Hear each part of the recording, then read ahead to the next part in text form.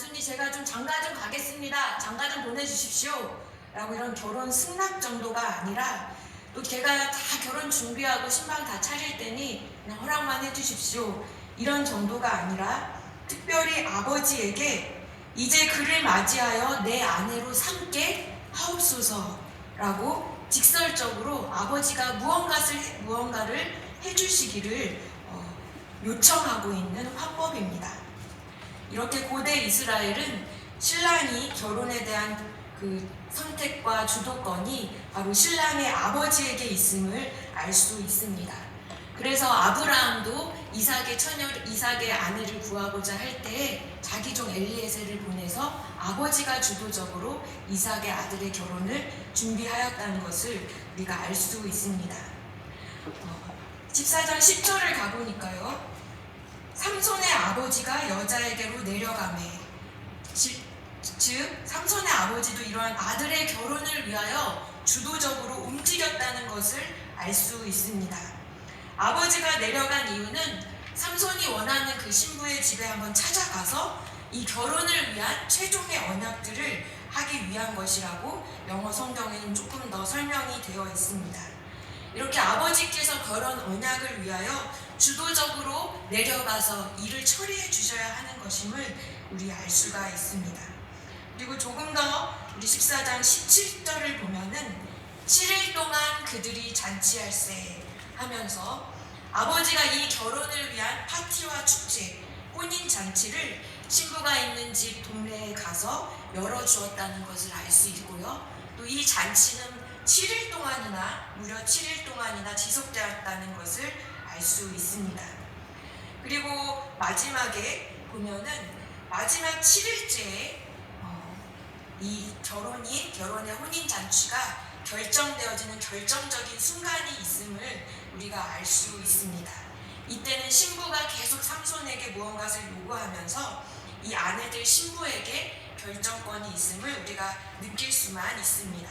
이 사사기에는 그것이 무엇인지 정확히 나와 있지 않습니다. 그런데 우리 19절을 한번 다시 볼까요? 그러면 여호와의 영이 어떻게 해서 삼손이 이렇게 하고 마지막 부분에 그의 아버지의 집으로 다시 올라갔다라는 표현이 되어 있습니다. 이상하게도 이 혼인잔치를 다 끝내고 7일 동안 잔치를 했는데 삼손이 갑자기 아버지의 집으로 올라갔다라고 되어 있습니다. 바로 이것이 이 결혼 풍습에 우리는 이해할 수 없는 부분이기도 합니다.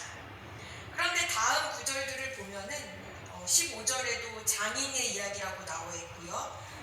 15장 1절에도 이미 삼손의 그 신부가 된 신부의 아버지를 삼손의 장인이라고 표현되어 있습니다.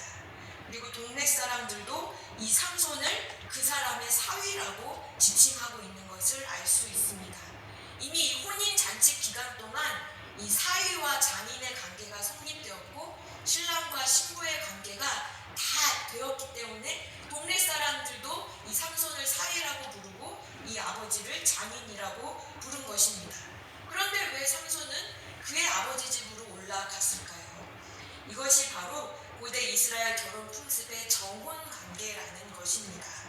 이 마리아와 요셉, 예수님의 어머니와 아버지도 정혼 관계에 의해서 결혼 약속은 다 정하여졌지만 아직 벌진이었다라는 표현처럼 아직 신방을 차리지 않았다는 그런 것을 우리가 알 수가 있습니다.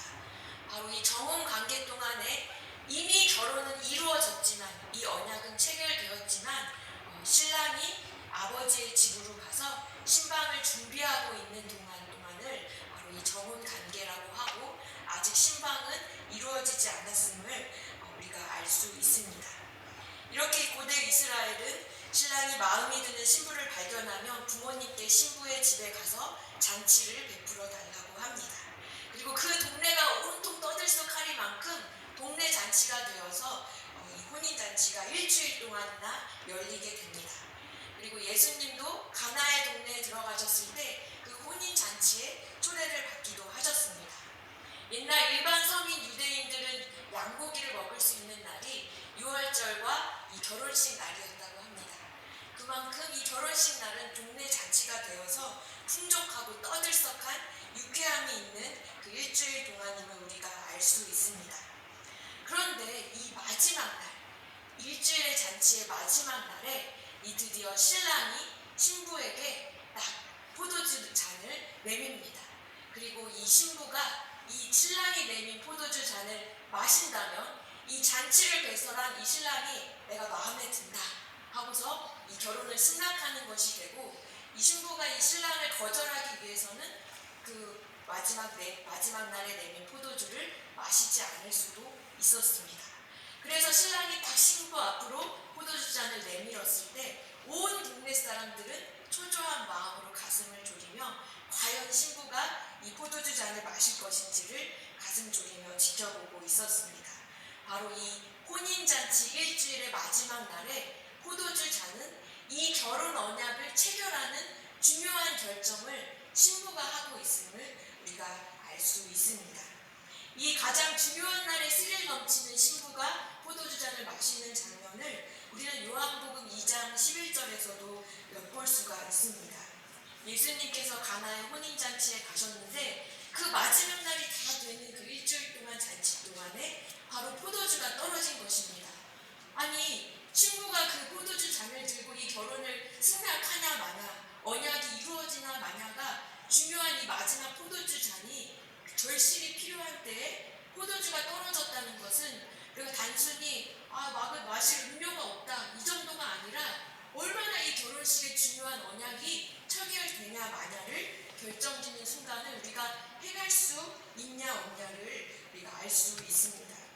이 마지막 날의 포도주는 바로 이 결혼, 신랑이 내는 이 결혼의 잔치에 이 언약을 체결하는 최종이며 그 마지막임을 우리가 알 수 있습니다.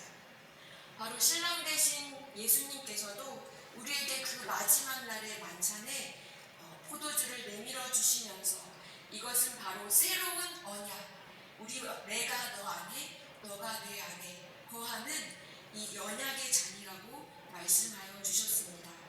바로 신랑 되신 예수님께서 포도주를 우리에게 내미셨다는 것은 우리로 하여금 우리가 주님의 신부가 되게 하시고 나의 왕이신 주님을 나의 신랑으로 보시며 주님의 궁정에서 영원토록 사는 그 신방이 차려질 것을 기대하는 이 결혼의 잔을 내미셨다는 것입니다. 우리가 성례에서 성찬 예식에서 이 포도주 잔을 마신다는 것은 주님의 몸과 피를 다 흘려서 새로운 언약으로 죄가 없으신 주님과 합방하는 그 영원한 언약의 관계, 하나됨의 그 관계, 주님 안에 거하는 그 관계 가운데 우리가 언약을 받아들이는 그 마지막 잔을 우리가 마신다는 것을 의미합니다. 주님께서 우리의 신랑 되어 주시고 온 몸과 피를 다 흘려서 혼인잔치를 열어주시고 우리를 신부 삼아 주셨다는 그 결정적인 순간이 바로 이 마지막 날의 포도주 잔인 것입니다. 그런데 이 신랑은 이 신부가 마지막 잔을 마시는